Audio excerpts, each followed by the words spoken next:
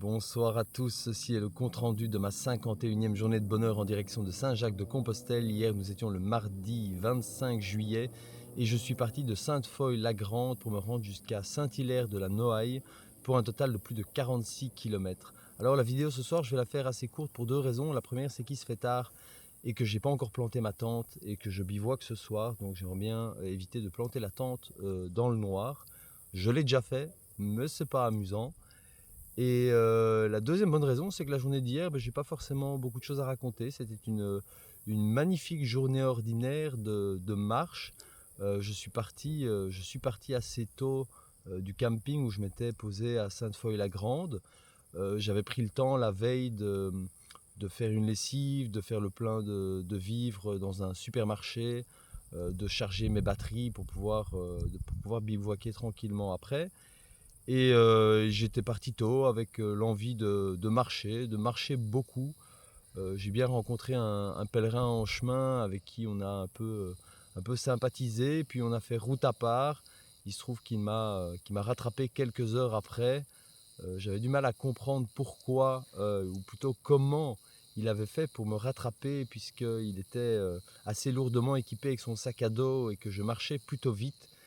J'ai compris à notre deuxième rencontre qu'en fait il faisait son propre chemin et qu'il avait les tracés de la voie de Vézelay dans son GSM et qu'il prenait des raccourcis systématiquement quand il pouvait le faire pour faire moins de distance. Alors je ne lui jetterai pas la pierre bien sûr, puisque d'abord chacun son chemin, et puis ce pèlerin est venu d'Allemagne à pied.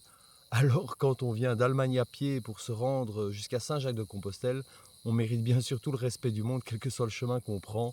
Voilà, son truc c'était d'aller au plus court quand c'était possible et éviter tous les zigzags que le chemin de Vézelay peut nous faire prendre de temps en temps. Donc voilà, j'étais heureux d'apprendre, c'est lui qui d'ailleurs qui m'a informé de sa manière de voyager. C'était pas un secret, il s'en cachait absolument pas.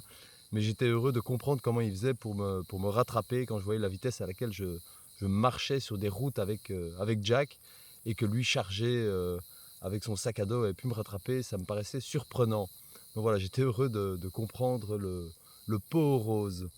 Voilà, ceci étant dit, tout va bien, physiquement tout va toujours bien, le moral est excellent. La journée d'aujourd'hui était également excellente, il s'est passé pas mal de choses. J'ai posté une petite vidéo tout à l'heure sur le petit plaisir que je me suis fait en chemin et je vous en parlerai davantage dans la vidéo de demain. Donc pour ce soir, ce sera tout. Je vous souhaite bien sûr une très belle fin de journée, une belle soirée.